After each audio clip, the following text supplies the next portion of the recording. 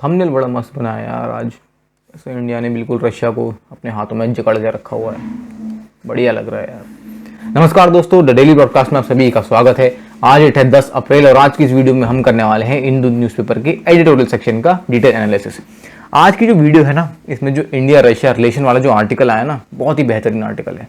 मतलब जो data figure उसमें दिया है, ऑल तो बहुत लंबा आर्टिकल नहीं था, लेकिन छोटा आर्टिकल था, लेकिन काफ़ी ब्रीफली उन्होंने एक्सप्लेन किया है। तो उस आर्टिकल को देखेंगे यार, काफ़ी इंटरेस्ट आएगा आपको। कुछ मैप्स भी मैंने ऐड किए हुए हैं ताकि आपको एक ऐसा रेफरेंस मिले, वो चीज़ आपके दिमाग में ना छप जाएगी एक तरीके से। जैसे कई इंटरनेशनल रिलेशन में हमारे कई एग्रीमेंट्स होते हैं, तो वो चीज़ें ना इंपॉर्टेंट हो जाती हैं क्योंकि एग्जाम में पूछ ली जाती हैं, और यही चीज़ बहुत ज़्यादा आपकी हेल्प करेगी। चलिए स्टार्ट करते हैं। आज हमें डिस्कस करने हैं 3 अलग अलग एडिटोरियल्स। पहला एडिटोरियल जो है वो आ रखा है, जो राम जन्मभूमि वाला इशू था ना, उसी के रिगार्डिंग एक और इशू हमारे कंट्री में है जिसको लेके ज़्यादा लोग अवेयर नहीं हैं। देखिए, आपको पता होगा जो प्रिवेंशन, अबे यार क्या था बहन,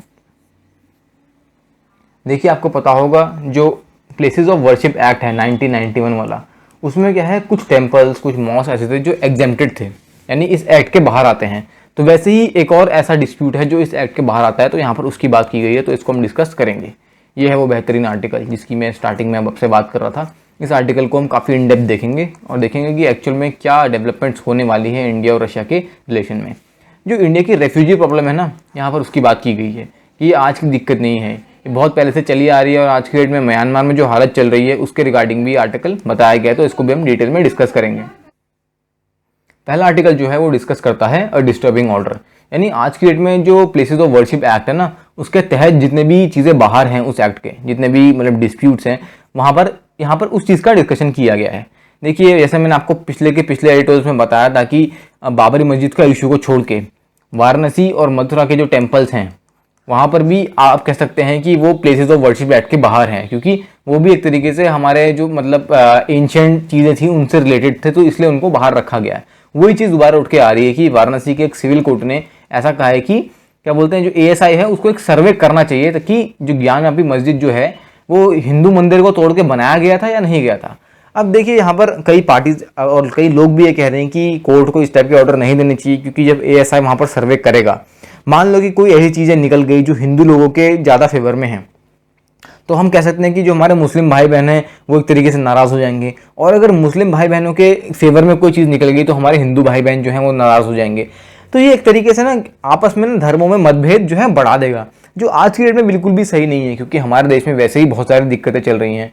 ऊपर से एक और ऐसा रिलीजियस डिस्प्यूट अगर हम उठा देंगे तो फिर तो हम बेवकूफ़ी वाला काम करेंगे, ऐसा राइटर यहाँ पर कह रहे हैं। तो इस टाइप की चीज़ें ऐसा नहीं करनी चाहिए यार, क्योंकि पहले भी बाबरी मस्जिद के टाइम में देखा गया कि बहुत ज़्यादा डिस्प्यूट हुआ। इनफैक्ट उस टाइम तो काफ़ी दंगे भी हुए जब इस टाइप का जो इशू था ये प्रीवियसली उठा था।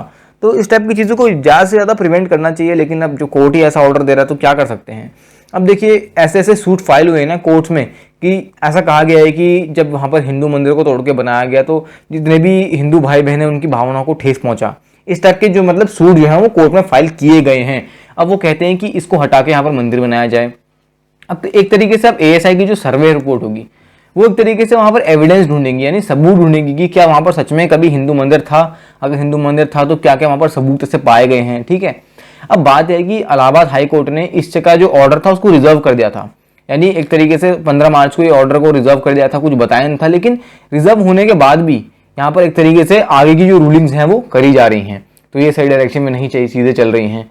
उसके अलावा जो सिविल जज हैं उन्होंने एक तरीके से ऐसी रूलिंग दी, मतलब क्लियर ही नहीं है कि जब इलाहाबाद हाई कोर्ट ने एक तरीके से वहाँ पर रोक लगा रखी थी, तो फिर भी सिविल जज ने ऐसा रूलिंग आगे को क्यों बढ़ाई कि जो ये पूरा मुद्दा है ये ASI के अंडर जाना चाहिए। मेन यहाँ पर चीज़ ये आ रही है कि इस तरीके से चीज़ें क्यों चल रही हैं।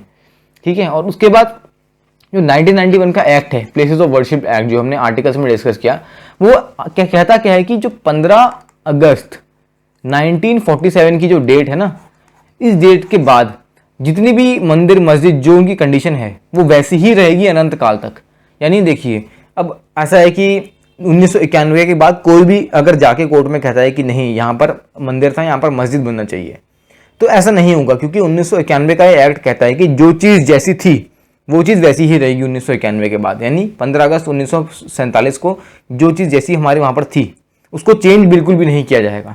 लेकिन अब ये जो बाबरी मस्जिद का जो इशू था, उसके बाद जो भी वाराणसी वाले मंदिर का इशू उठ रहा है, जो अभी इसके बारे में डिस्कस कर रहे हैं, इस टाइप की चीज़ें ये क्यों डिस्कस की जा रही हैं? क्योंकि ये 1991 के जो एक्ट है ना उसके बाहर निकाली गई हैं, इनको एग्जेम्प्ट किया गया है, क्योंकि ऐसा माना गया है ये एक तो मतलब बहुत एंशिएंट मॉन्यूमेंट्स हैं, इस टाइप की चीज़ों से रिलेटेड हैं, ऊपर से ये 1991 से पहले ये मुद्दे उठ गए थे, इसलिए इनको बाहर रखा गया, ऐसा एक्चुअल में सरकार कहती है। ठीक है, अब उसके अलावा यहाँ पर एक्सेप्शन ये है कि पहला तो मैंने आपको बता दिया, एक्सेप्शन ये है कि 1991 से पहले ये मुद्दे आए थे तो इसलिए एक्ट से बाहर किया गया है। दूसरा एक्सेप्शन ये है कि एक तरीके से आर्कियोलॉजिकल साइट्स हैं तो इसलिए इनको मतलब सर्वे पर्पस, रिसर्च पर्पस के लिए इस एक्ट से बाहर रखा गया है। लेकिन अब मेन मुद्दा ये है कि जो नए नए चैलेंज हमारे सामने आ रहे हैं ना, चैलेंज ये है कि पार्लियामेंट का जो विजडम है इस पर एक तरीके से सवाल उठाया जाता है कि ऐसा क्यों हो रहा है कि सरकार के आने के टाइम में बार बार इस टाइप के जो रिलीजियस साइट है वहाँ पर इतने सारे डिस्टर्बिंग डिस्प्यूट जो हैं बाहर आ रहे हैं, जो आपस में लोगों को लड़वाने की एक तरीके से क्षमता रखते हैं। ये चीज़ गलत है ना, तो यहाँ पर इस चीज़ को एक तरीके से हमारी सरकार को सॉल्व करना चाहिए ताकि लोग जो हैं वो शांति बनाए रखें और एक तरीके से जितने भी डिस्प्यूट है ना ये प्रॉपर्ली सेटल हो जाएं। मेन चीज़ तो यहाँ पर ये है। ठीक है, ये आ गया वही बेहतरीन आर्टिकल। ठीक है, टाइम टेस्ट टाइज यानी समय जो है वो बताता है कि आगे जाके हमारे जो रिलेशन है वो किस तरीके से रहेंगे। इंडिया और रशिया को एक तरीके से अपने रिलेशन को ना बिल्कुल एक तरीके से सही डायरेक्शन में लेके चलना पड़ेगा ताकि जो हमारी रियलिटी है वो चेंज ना हो। अब क्यों? रशिया के जो मिनिस्टर थे सरगई लैवरोव, इन्होंने अभी रिसेंटली दिल्ली को विजिट किया था, यानी हमारे देश को विजिट किया था, और हमारे जो एक्सटर्नल अफेयर मिनिस्टर हैं एस जयशंकर साहब, उनसे इंडिया और रशिया के रिलेशंस की बातचीत करी गई। लेकिन ये बातचीत से ज़्यादा ना ये एक तरीके की टेस्टिंग हो गई थी, कौन सा देश किस देश की तरफ इंक्लाइंड है या कितना लॉयल है, इसकी ज़्यादा टेस्टिंग हो गई थी। ठीक है, अब जब बातचीत हुई तो बातचीत स्ट्रैटेजिक रुकी। हाँ, मैं पेन का कलर चेंज कर देता हूँ ताकि आपको क्लियरली ये चीज़ें विजिबल हों। तो एक तरीके से यहाँ पर जो बातचीत हुई वो स्ट्रैटेजिक कोऑपरेशन पे हुई। कॉपरेशन इन एनर्जी, यानी एनर्जी सेक्टर में जो हम कॉपरेशन करेंगे, न्यूक्लियर एनर्जी में जो भी हम कॉपरेशन करेंगे, उसके अलावा स्पेस सेक्टर में जो हम कॉपरेट करेंगे, यहाँ पर उन सब चीज़ों की बात हुई। उसके अलावा फ्री ट्रेड एग्रीमेंट जो है उस पर बात हुई कि ट्रेड हम कैसे एनहांस करेंगे। और ये फ्री ट्रेड एग्रीमेंट किस चीज़ के लिए था? यूरेशियन इकोनॉमिक यूनियन EAEU के लिए, जो भी हमारा ट्रेड होगा इंडिया और रशिया के बीच में, उसके लिए यहाँ पर बातचीत हुई। अब यहाँ पर स्पेस सेक्टर की बातचीत हुई रही है तो मैं आपसे पूछना चाहता हूँ कि रोसकॉसमोस जो स्पेस एजेंसी है ये किस देश की है? आप ये चीज़ कमेंट सेक्शन में नीचे लिखिए। ठीक है, अब देखिए यहाँ पर ये जो स्पेस हो गया, स्ट्रैटेजिक कॉपरेशन, एनर्जी की तो बात हुई, लेकिन अगर दो देश मिलिट्री कॉपरेशन की बात ना करें तो कुछ मज़ा नहीं आता है। तो मिलिट्री टेक्निकल कॉपरेशन की बातचीत भी यहाँ पर हुई और इसमें बताया गया कि किस तरीके से भारत जो है रशिया के बनाए हुए वेपन्स को यूज़ करेगा। उसके अलावा किस तरीके से रशिया जो है आगे जाके और वेपन्स इंडिया को सप्लाई करेगा, जो इंडिया को एक कटिंग एज सप्लाई करेगा, यानी एक बेहतर आप कह सकते हैं पकड़ बनाए रखेगा किसमें? मिलिट्री टेक्नोलॉजी में। आपको पता होगा हम रशिया के कितने सारे वेपन्स यूज़ करते हैं, बहुत सारे। इनफैक्ट जो सिप्री की रिपोर्ट थी, Stockholm International Peace Research Institute, जो बताता है कौन देश कितना असला बारूद जो है वो इंपोर्ट कर रहा है या एक्सपोर्ट कर रहा है किसी दूसरे देश को, तो उसमें रशिया जो है वो टॉप में था। इंडिया की अगर ट्रेड की बात करो मिलिट्री वेपन्स में तो रशिया बिल्कुल टॉप में था। ठीक है, लेकिन बात ये हुई ना, जो आज के डेट में मेजर डिस्प्यूट उठ रहा है, क्या? S-400 मिसाइल डिफेंस सिस्टम का। क्योंकि आपको पता होगा कि यूएस ने क्या रखा है, जो भी देश रशिया से डील करेंगे उन पे सैंक्शंस आने ही आने हैं।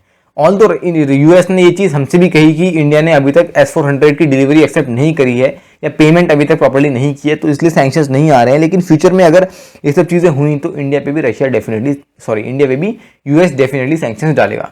तो मेन टेंशन तो यही थी ना कि S-400 का मिसाइल डिफेंस सिस्टम, इसको किस तरीके से लाया जाए कि सैंक्शंस ना आए या जो भी चीज़ें हैं, ये तो मेन मुद्दा था। और यही चीज़ एक तरीके से डिस्कस नहीं हुई, ना इंडिया ने ये चीज़ डिस्कस करी, ना रशिया ने इस चीज़ को लेके कोई बात करी।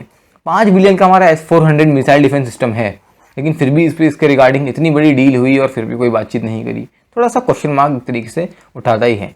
लेकिन फिर भी इनडायरेक्टली उन्होंने ये चीज़ कही कि एक तरीके से वो डिफेंस पार्टनरशिप जो है उसको एनहेंस करके ही रखेंगे। यानी ऑल्दो हमने मिसाइल डिफेंस सिस्टम की बात नहीं करी, लेकिन अगर ओवरऑल डिफेंस की बात करो तो रशिया ने कमिटमेंट तो दी है कि इंडिया के साथ हमारी डिफेंस पार्टनरशिप अच्छी बना के रखेंगे।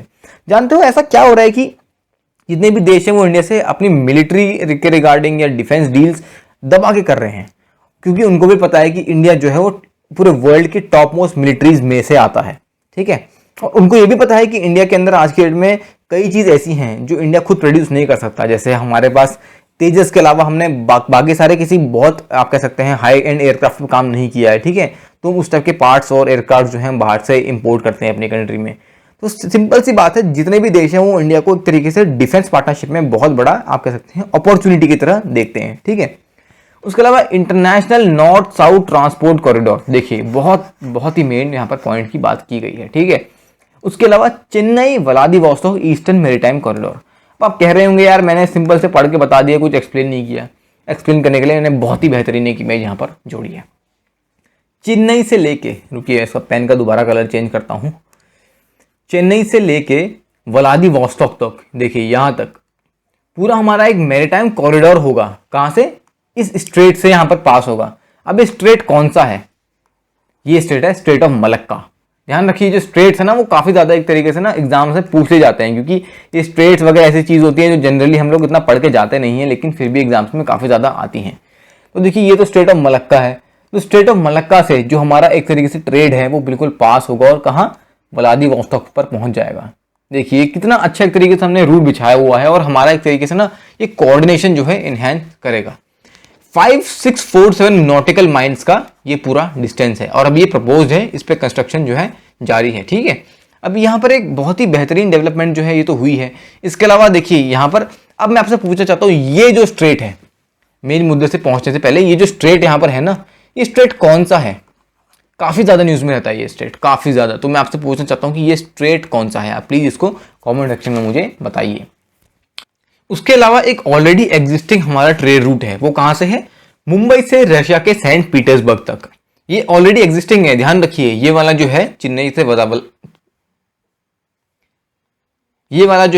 से व्लादिवोस्तोक वाला, ये एक्चुअली प्रपोज्ड है और ये वाला हमारा एग्जिस्टिंग रूट है, ठीक है। लेकिन ये 8675 नॉटिकल माइल्स का है, यानी इससे करीब करीब आप कह सकते हैं 3000 ज़्यादा माइल्स का डिस्टेंस यहाँ पर एक्चुअल में है।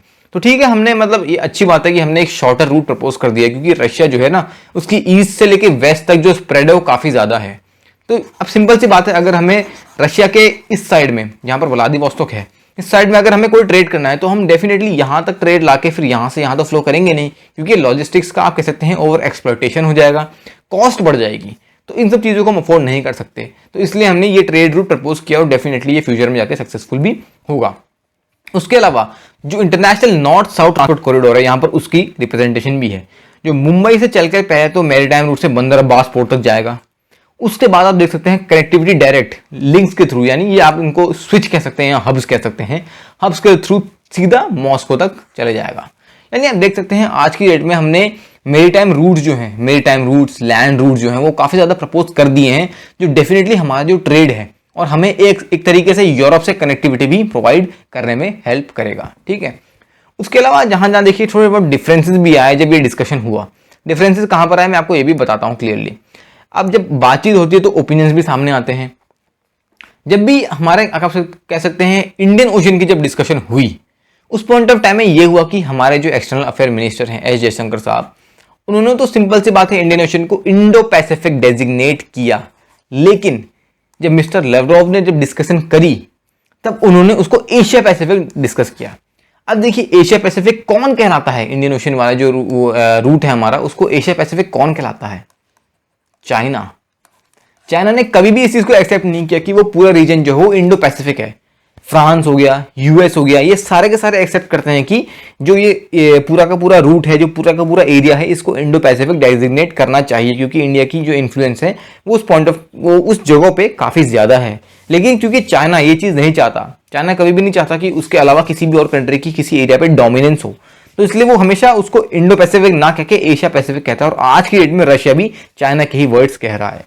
उसके अलावा एक और चीज़ आई, क्या? Asian NATO. अब देखिए क्वाड जो है ना, पूरे वर्ल्ड में एक तरीके से जो हमारा अलायंस है उसको सब क्वाड ही कहते हैं, क्वाड्रिलेटरल डायलॉग जो है। अब जो एशियन नेटो की बात है ना, चाइना हमेशा क्वाड को एशियन नेटो कहता है, कभी भी एक्चुअल में क्वाड रिप्रेजेंट नहीं करता, क्योंकि चाइना ऐसा सोचता है कि क्वाड जो की जो अलायंस फॉर्म हुई है वो एक्चुअल में चाइना के अगेंस्ट फॉलो हुई है। एक्चुअल में चाइना के अगेंस्ट ही बनाया गया था क्वाड, सिंपल सी बात है। तो चाइना उसको एशियन नेटो कहता है और आज रशिया भी सिंपल सी बात है उसको एशियन नेटो ही कह रहा है। तो दिख रहा है कि रशिया पे चाइना का इन्फ्लुएंस जो है वो काफ़ी बढ़ चढ़ के हो चुका है। अब इन सब चीज़ों को ठीक तो करना है, क्योंकि हम नहीं ऐसा कर सकते कि रशिया के साथ अब चाइना का इंगेजमेंट ज़्यादा हो, क्योंकि ये हमारे रिलेशंस के लिए सही एक तरीके से नहीं है। उसके अलावा ये भी बताया गया है कि किस तरीके से जब मिस्टर लेवरोव जो है, यानी जब वो रशिया का रिप्रेजेंटेशन करने पाकिस्तान में गए, तो पिछले 9 साल में उनकी पाकिस्तान में ये पहली विजिट थी। देखिए बहुत बड़ी बात है कि पिछले 9 साल में वो पहली बार पाकिस्तान गए, यानी सिंपल सी बात है कि उनके टाइज जो हैं वो काफ़ी डीप हो रहे हैं।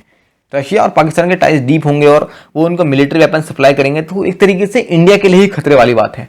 तो हमें इन सब चीज़ों को ध्यान देने की ज़रूरत है, क्योंकि इन सब चीज़ों को ध्यान नहीं दिया गया तो डेफिनेटली रशिया हमारे हाथ से स्लिप हो सकता है। अगला आर्टिकल आज की डेट में जो रेफ्यूजी प्रॉब्लम एग्जिस्ट करती है उसकी बात करता है। रेफ्यूजी प्रॉब्लम क्यों? म्यांमार से काफ़ी सारे लोग भारत का बॉर्डर क्रॉस करके ना इंडिया में आ रहे हैं, prominently north east state such as Mizoram. तभी तो मिजोरम के जो करंट चीफ मिनिस्टर हैं जोरामथंगा जी, उन्होंने ये भी हमारे भारत यानी केंद्र सरकार से ये गुहार लगाई थी कि उनको शेल्टर दिया जाए, जितने भी लोग रेफ्यूजीज आ रहे हैं उनको फूड दिया जाए, जॉब्स दी जाएं। ऑल्दो ये इतना पॉसिबल तो नहीं है, अब देखते हैं आगे क्या होता है। अब क्योंकि मिजोरम में इतने सारे रेफ्यूजीज आ रहे हैं तो इंडिया के जो करेंट सिचुएशन है ना रेफ्यूजी प्रोटेक्शन को लेके, उस पर सवाल उठाता है, क्योंकि ये आज की डेट की बात नहीं है। कभी बांग्लादेश से भी रेफ्यूजीज आए, रोहिंग्यास, आपको पता है रोहिंग्यास का काफ़ी ज़्यादा मेजर हमारे कंट्री में एक तरीके से इशू चला।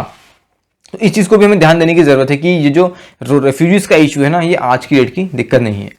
अब ये डिबेट ना घूम फिर कर कहीं ना कहीं सीएए पे भी आ जाता है कि सीएए का जो इम्पैक्ट है वो इन रेफ्यूजीज पे क्या होगा। ऑल्दो यहाँ पर राइटर कह रहे हैं कि कट ऑफ ईयर तो जो रखा गया है सीएए का वो 2014 रखा गया है, तो उतना ज़्यादा फर्क जो है हम कह सकते हैं नहीं पड़ता। लेकिन अब देखते हैं इसमें क्या क्या डेवलपमेंट्स होंगी। ठीक है, अब यहाँ पर ये बात यह है कि राइटर कह रहे हैं कि फ्यूचर में इंडिया में रिफ्यूजीज का फ्लो जो है, यानी रिफ्यूजी का आना जो है वो कम नहीं होने वाला, ये इतनी जल्दी खत्म नहीं होगा, क्योंकि इंडिया की जो जियोपॉलिटिकल पोजीशन है, इकोनॉमिक कंडीशंस हैं, जो हमारे वहाँ एथनिक और इतने सारे रिलीजियस ग्रुप्स जो हैं जो आपस में मिलजुल के रहते हैं, ये इंडिया को एक बहुत अच्छी जगह बनाता है किसी भी लोग इंसान के लिए शरण लेने के लिए। इसलिए इतने सारे लोग जो हैं वो आज के डेट में इंडिया में रेफ्यूजीज के फॉर्म में आ जा रहे हैं। ठीक है, लेकिन रियलिटी ये है ना, इंडिया में आज के डेट में इलीगल इमाइग्रेंट्स और रेफ्यूजीज को ना एक तरीके से एक ही साथ रखा जाता है। सिंपल सी भाषा में आपको बताना चाहता हूँ, जैसे होता है ना वेदर और क्लाइमेट, जनरली लोग इसको एक ही चीज़ लेके चलते हैं, ऑल्दो दोनों अलग अलग चीज़ें हैं। वही चीज़ आज इलीगल इमाइग्रेंट्स और रेफ्यूजीज के साथ भी चल रही है। ऑल्दो दोनों अलग अलग चीज़ें हैं, लेकिन इंडिया जो है यानी इंडिया के लोग, इंडिया की सरकार जो है वो एक तरीके से कानून में इनको एक ही चीज़ मान के चल रही है। ठीक है, लेकिन राइटर कहते हैं कि इन दोनों को एक चीज़ मान के नहीं चलना चाहिए, क्योंकि दोनों अलग अलग चीज़ें हैं। भारत में ये होता है कि जब भी कोई रिफ्यूजीज या इलीगल इमाइग्रेंट्स आते हैं और फॉरेनर्स जितने भी हैं ना, वो फॉरेनर्स एक्ट 1946 के तहत इंडिया में कवर किए जाते हैं। यानी इंडिया के अकॉर्डिंग फॉरेनर एक वो पर्सन है जो भारत का नागरिक नहीं है, बस। तो इसी के अंडर इंडिया इलीगल इमाइग्रेंट्स, रेफ्यूजीज सबको कवर कर दे रहा है। ऑल्दो इंडिया को ऐसा नहीं करना चाहिए, क्योंकि रेफ्यूजीज के लिए अलग लॉ होना चाहिए और इलीगल इमाइग्रेंट्स के लिए तो खैर अलग लॉ है ही है। इंडिया आज के डेट में 1951 का जो रेफ्यूजी कन्वेंशन है और 1961 के जो प्रोटोकॉल्स है उनका पार्ट नहीं है। ध्यान रखिए, ये चीज़ एग्जाम में पूछी जा सकती है, क्योंकि रेफ्यूजी क्राइसिस इंडिया में काफ़ी चल रहा है, तो इस टाइप की चीज़ें उभर के एग्जाम्स में आ जाती हैं। ठीक है, तो इंडिया को अभी क्या करना चाहिए कि रेफ्यूजी प्रोटेक्शन के लिए अलग से लॉ निकालना ही निकालना चाहिए, क्योंकि एक बार ये लॉ निकलेगा तब जाके ही ऑन ग्राउंड डेवलपमेंट्स काफ़ी ज़्यादा होंगी।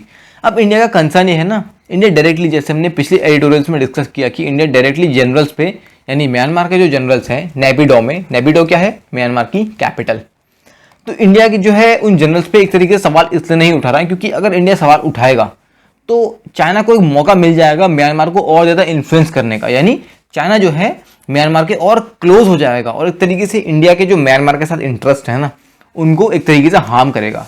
और हमने ऐसा अफोर्ड नहीं कर सकते कि हमारा जो पड़ोसी देश है यानी म्यांमार वो एक तरीके से चाइना के इन्फ्लुएंस में आ जाए, क्योंकि ये हमारे लिए एक बहुत बड़ी दिक्कत हो जाएगी। तो इस चीज़ को हम अफोर्ड नहीं कर सकते, तो हमें ये चीज़ भी ध्यान रखनी है। अब न्यू दिल्ली जो है ना वो पिछले, यानी इंडिया की बात कर रहे हैं, इंडिया बहुत सालों से रेफ्यूजीज़ का एक तरीके से हॉटस्पॉट बन चुका है। इतने सारे रेफ्यूजीज़ आते रहते हैं और इंडिया में शरण लेते रहते हैं, तो ये आज की दिक्कत नहीं है, बहुत टाइम पहले से चली हुई आ रही दिक्कत है और इसको हमें सॉल्व करना ही करना है। अब सीएए जो कानून है ना एक तरीके से रेफ्यूजी को अवॉइड करने वाला कानून है, ये रेफ्यूजी को प्रोटेक्ट नहीं करता, तो हमें एक अलग से कानून बनाने की ज़रूरत है ताकि हम इन रेफ्यूजीज़ के जितना भी एडमिनिस्ट्रेशन है उसको प्रॉपर्ली ऑन ग्राउंड कर सकें, जिसमें हम या तो उनको शेल्टर प्रोवाइड कर लें, कुछ वर्क परमिट प्रोवाइड कर लें, डोमेस्टिक रेफ्यूजीज़ जो हैं उनको एक तरीके से उनके लिए कुछ अलग लॉज हों। उसके अलावा हमारी कंट्री को ना एक डिस्टिंक्शन बनाने की ज़रूरत है कि टेम्प्रेरी माइग्रेंट वर्कर्स कौन है, इलीगल इमाइग्रेंट्स कौन है और रेफ्यूजीज़ कौन है, और एक बार इनको क्लासीफाई कर लिया ना इन सबके साथ अलग अलग डील करने की ज़रूरत है, तभी जाके ऑन ग्राउंड डेवलपमेंट सही डायरेक्शन में चलेंगी। तो हमने आज डिस्कस करे 3 अलग अलग बेहतरीन एडिटोरियल्स। आई होप आपको एडिटोरियल पसंद आए होंगे। अगर पसंद आए तो डेफिनेटली इस वीडियो को लाइक कीजिए और अपने फ्रेंड्स के साथ शेयर भी कीजिए, क्योंकि नॉलेज शेयर करने से ही इंक्रीज होती है। चैनल को सब्सक्राइब नहीं किया तो डेफिनेटली चैनल को सब्सक्राइब भी कर लीजिए और बेल आइकन को दबा दीजिए, ताकि आपको सारी की सारी updates within 30 to 40 minutes मिल जाए। तो आज की वीडियो के लिए इतना ही। Thank you very much.